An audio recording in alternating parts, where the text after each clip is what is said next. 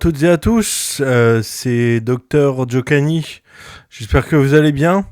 On continue dans cette série de programmation d'un virus. On arrive bientôt à terme pour les épilogues et les prologues, si je peux me permettre, puisque c'est le sujet d'aujourd'hui.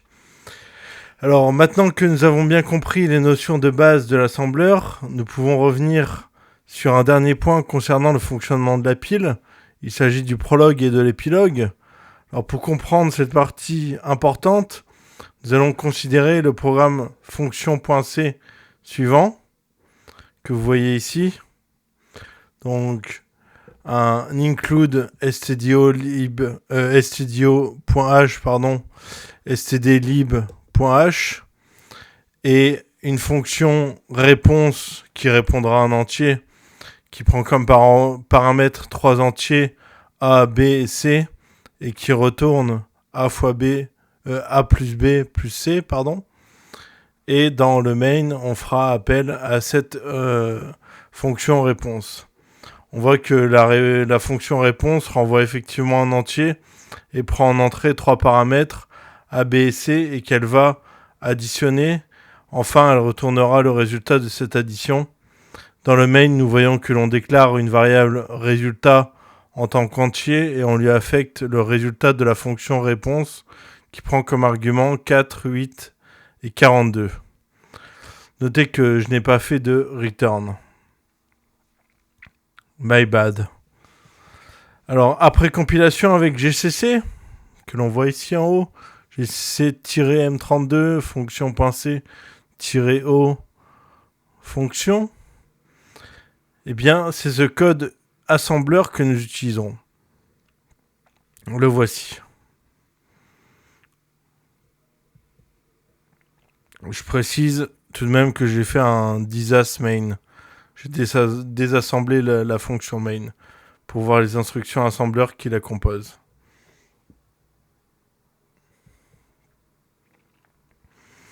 Alors, je me permets de rappeler rapidement le rôle des commandes que nous avons utilisées. Tout d'abord, la commande GCC, GNU Compiler Collection, qui est une commande sous Linux qui permettait de compiler des programmes écrits en C historiquement, mais qui maintenant permet de compiler des programmes dans différents langages, C, C++, Java, et ainsi de suite. Ensuite, GDB, GNU Project Debugger, qui est un débugger puissant, totalement en ligne de commande. Il permet entre autres de désassembler un programme, de le lancer, de le mettre en pause pendant son exécution, de lire la mémoire, la modifier pendant l'exécution, et j'en passe. Alors une petite astuce. Lorsque nous sommes dans une session GDB, il est possible de lui passer un grand nombre de commandes, comme certaines d'entre elles peuvent avoir des noms très longs, ou peuvent être appelées extrêmement souvent. Certaines abréviations peuvent être utilisées, par exemple la commande permettant d'avoir des informations sur les registres et info registers, mais elle peut être lancée en utilisant la simple commande IR. IR pour info registers. Pour run, on peut juste utiliser R, pour continue C, et ainsi de suite. Et comme je commence à donner des noms de commandes à la volée sans les expliquer, je vais prendre un peu de temps pour vous expliquer rapidement des commandes utiles de GDB que nous utiliserons dans la suite. Alors les commandes principales sont les suivantes. Tout d'abord, GDB mon binaire, qui permet de charger le binaire mon underscore binaire dans GDB. Ensuite, set args, D underscore argument, qui permet d'envoyer les arguments D underscore argument au binaire avant de le lancer pour le tester. Ensuite, pour lancer le binaire, on utilise run. Si on veut arrêter le binaire en cours, on utilise la commande kill. Et comme on l'a déjà vu, la commande set disassembly-flavor intel permet d'utiliser la syntaxe Intel que l'on préfère beaucoup plus à la AT&T, ATT. Ensuite, disas main qui permet de désassembler la fonction main et donc renvoie le code assembleur correspondant aux instructions hexadécimales du binaire. Ensuite, pour avoir des informations, nous avons les commandes IR qui renvoient les informations des registres à l'instant T. Là, on comprend que pour étudier les états des différents registres à différents moments, il nous faudra utiliser des points d'arrêt, des breakpoints en anglais, et je vais en parler. Alors, on peut dire que les breakpoints sont extrêmement puissants. Ils permettent de mettre en pause l'exécution du programme lorsqu'ils sont rencontrés. Cela permet d'étudier la mémoire à un instant très précis, quand cela nous intéresse.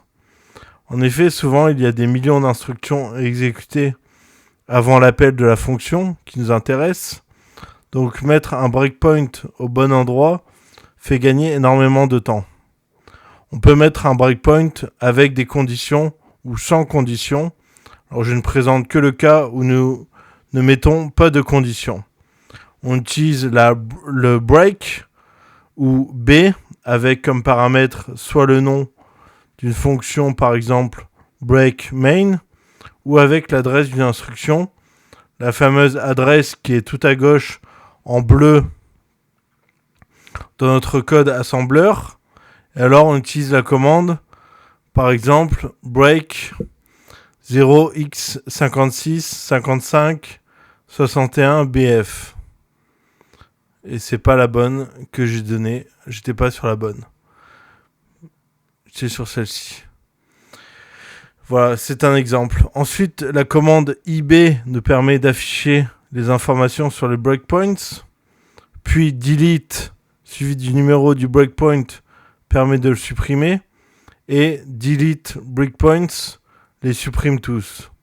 Alors bien évidemment, je ne peux pas faire une liste exhaustive, mais ici, il y a les commandes les plus importantes. Et je termine tout de même avec les commandes pour examiner la mémoire. Alors les voici. Vous pouvez utiliser la commande X qui vient de examiner, pour examiner la mémoire dans plusieurs formats, indépendamment des types de données de votre programme. Alors voilà l'utilisation générale de cette commande. X/NFU adr. N, F et U sont tous des paramètres facultatifs qui spécifient la quantité de mémoire à afficher et comment la formater. Et adr est une expression donnant l'adresse où vous voulez commencer à afficher la mémoire.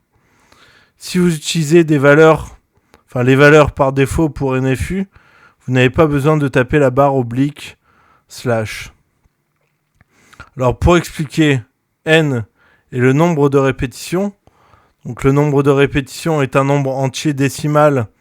La valeur par défaut est 1. Elle spécifie la quantité de mémoire en comptant par unité U à afficher. Si un nombre négatif est spécifié, la mémoire est examinée en arrière à partir de adr. F est le format d'affichage.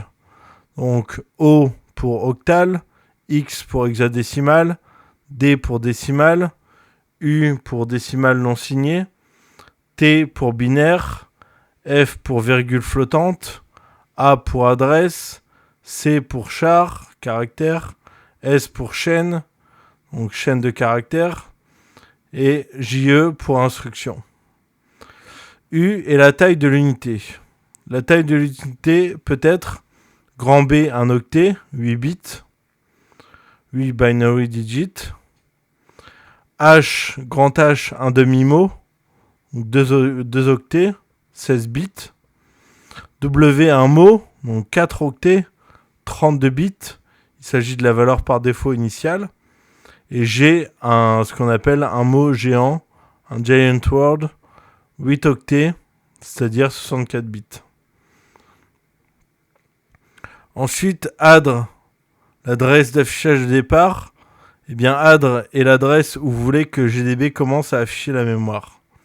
Prenons un exemple. Par exemple, x/3uh 0x54 320 est une requête pour afficher 3 demi-mots, puisqu'on a un hash de mémoire formaté en entiers décimaux non signés, à partir de l'adresse 0x54320 et x/4xw $ESP imprime les 4 mots, donc W pour Word, de mémoire au-dessus du pointeur de pile ESP en hexadécimal grand X. Alors revenons donc à ce que nous disions avant cette parenthèse sur GDB. Nous avions ce code assembleur, très intéressant. Alors rappelons que pour désassembler une fonction d'un programme chargé dans GDB, nous lui passons la commande disassemble function. Ici, nous souhaitons désassembler la fonction main. Donc, nous lançons la commande disas, qui est un alias de disassemble. Donc, disas main, sachant que effectivement, disas est un alias de disassemble, comme nous venons de l'expliquer. On remarque différentes choses. Tout d'abord, on voit l'appel à la fonction réponse à la ligne +22 avec l'instruction call. Ensuite, on remarque sur les 3 lignes précédentes qui sont l'ajout sur la pile des arguments qui seront envoyés à cette fonction. Sont placés le 3e argument, puis le 2e et enfin le 1er. Donc on a bien 0x4, 0x8, 0x2a. Je vous laisse deviner à quoi ces valeurs correspondent. Et comme vous avez vu le sujet de départ, le point C, vous avez déjà une idée. Alors une fois que nous arrivons à l'instruction call, regardons l'état de la pile.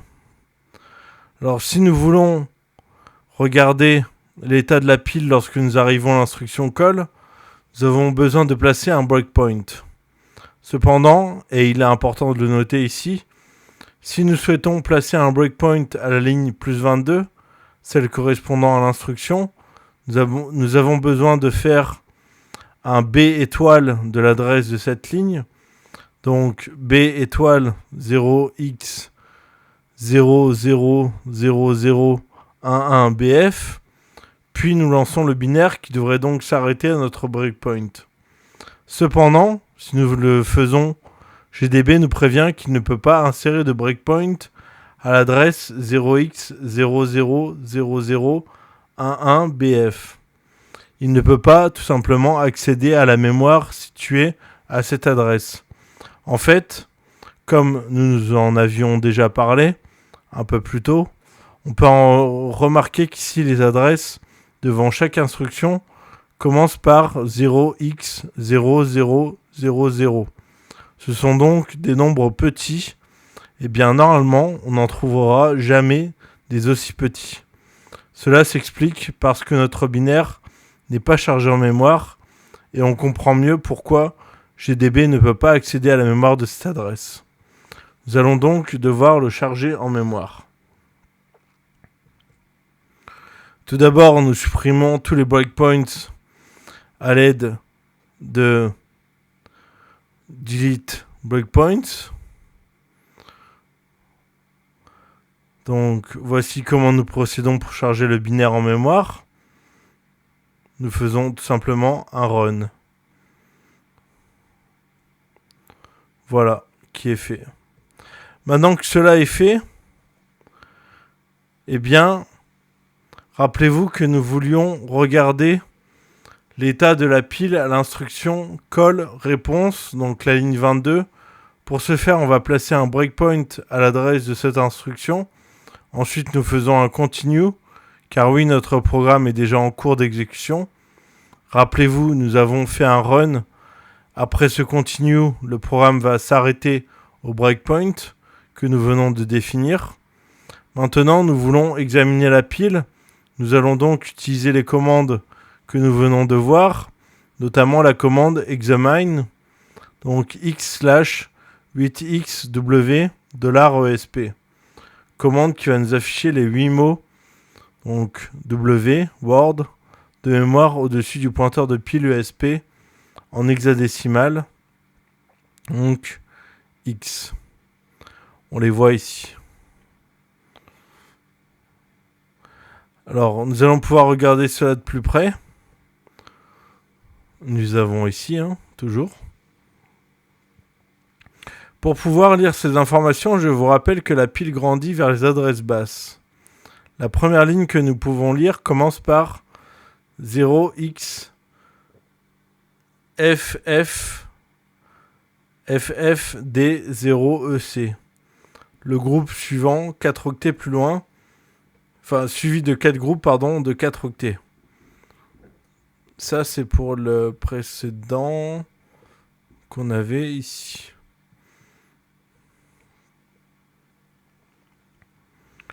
Donc, le premier groupe est bien à l'adresse 0xFFFFD0EC. Le groupe suivant, 4 octets plus loin, est donc à 0xFFFD0F0. Ensuite, le groupe est à 0xFFFFD0F4. Et enfin, le dernier groupe de la première ligne est à l'adresse 0xFFFFD0F8. On passe alors à la ligne suivante et on avance encore une fois de 4 octets, ce qui nous donne bien l'adresse 0xFFFFD0FC et ainsi de suite. Alors, le registre ESP pointe vers le haut de la pile. Voilà ici. Donc vers l'adresse 0xFFFFD0EC, comme indiqué ici. Comme nous nous sommes préparés à l'appel de la fonction, le sommet de la pile pointé par ESP est composé des arguments qui sont passés à la fonction. On voit bien les valeurs 4, 8 et 42, 0x2a en hexadécimal. La pile est donc dans l'état suivant. Les arguments sont donc enregistrés sur la pile, mais une fois que le programme rentre dans la fonction, il va devoir se souvenir d'où il vient.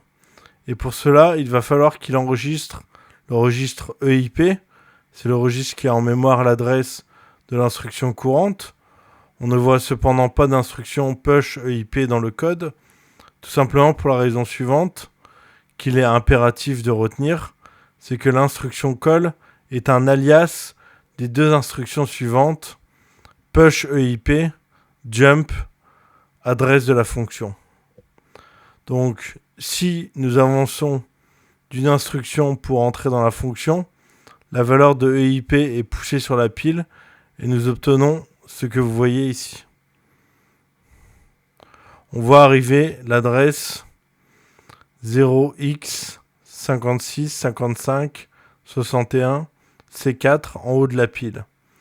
Et ça, c'est l'adresse de l'instruction qui suit le call dans le main.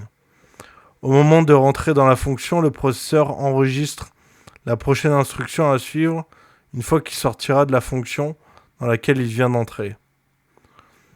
Avec cette sauvegarde de l'EIP, nous avons donc une représentation de la pile comme il suit. Comme vous voyez. Donc voilà, nous avons fait le jump. Nous sommes à la première instruction de la fonction réponse. Mais du coup, cette nouvelle fonction doit avoir un espace à L sur la stack. Sa stack frame doit être dissociée de celle de la fonction main. En effet, rappelons que chaque fonction possède sa propre stack frame. Lorsqu'une fonction est appelée, elle va se réserver un espace sur le dessus de la pile. En dessous de cet espace se trouve la stack frame de la fonction appelante. Et quand la fonction en cours sera terminée, il faudra pouvoir revenir à la fonction appelante. Pour cela, chaque fonction possède ce qu'on appelle un prologue et un épilogue. Le prologue permet de sauvegarder les informations de la fonction appelante et de réserver l'espace sur la pile dont aura besoin la fonction, tandis que l'épilogue permet de restituer ces informations sauvegardées pour que la fonction appelante puisse reprendre son cours d'exécution comme si rien ne s'était passé. Prenons le code de la fonction réponse pour voir en détail comment cela fonctionne. Le prologue de cette fonction est constitué de 0 et 1. push EBP, move EBP, ESP. On voit dans l'ordre que EBP est poussé sur la pile avec push EBP, permettant de sauvegarder le registre EBP sur la pile, registre qui pointait vers le début de la stack frame précédente, et à la ligne +1, la valeur de EBP, la valeur de ESP est copiée dans EBP. À ce moment-là, EBP et ESP pointent vers la même case mémoire, et c'est normal, nous venons de commencer la stack frame de la fonction appelée, et elle n'a encore rien mis dessus. Donc le début et la fin sont confondus. D'ailleurs, si on regarde la fonction, l'évolution des registres EBP et ESP ainsi que de la pile lors de l'exécution des premières instructions, la fonction réponse, eh bien, on obtient ceci.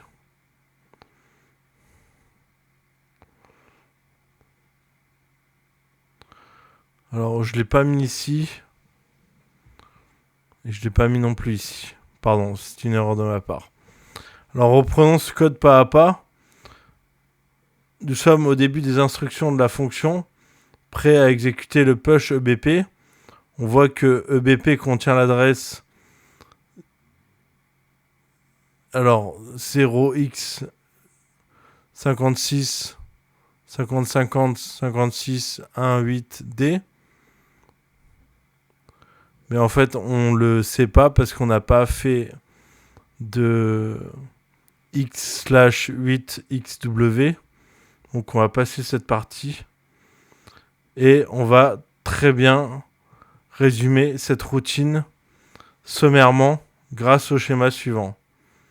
Le programme est lu par l'instruction l'instruction 1, Lors d'un call 2, eh bien, on empile l'instruction en cours. EIP est pushé sur la pile.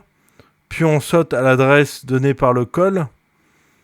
Ici, les instructions de la fonction sont exécutées les unes à la suite des autres jusqu'au ret 3 qui va récupérer la valeur de EIP enregistrée précédemment afin de revenir à là où le programme en était, donc 4, sans perdre le fil. Voilà, c'est un peu magique, je ne sais pas ce que vous en pensez. Alors, avec cette compréhension un peu plus détaillée du prologue et de l'épilogue, on va pouvoir soit s'attaquer au virus, soit s'attaquer à la compréhension du concept de buffer overflow. Donc je vous laisse choisir dans les commentaires pour que je prépare la vidéo de la semaine prochaine. Voilà, je vous remercie toutes et tous d'avoir regardé cette vidéo et je vous dis à très bientôt. Ciao!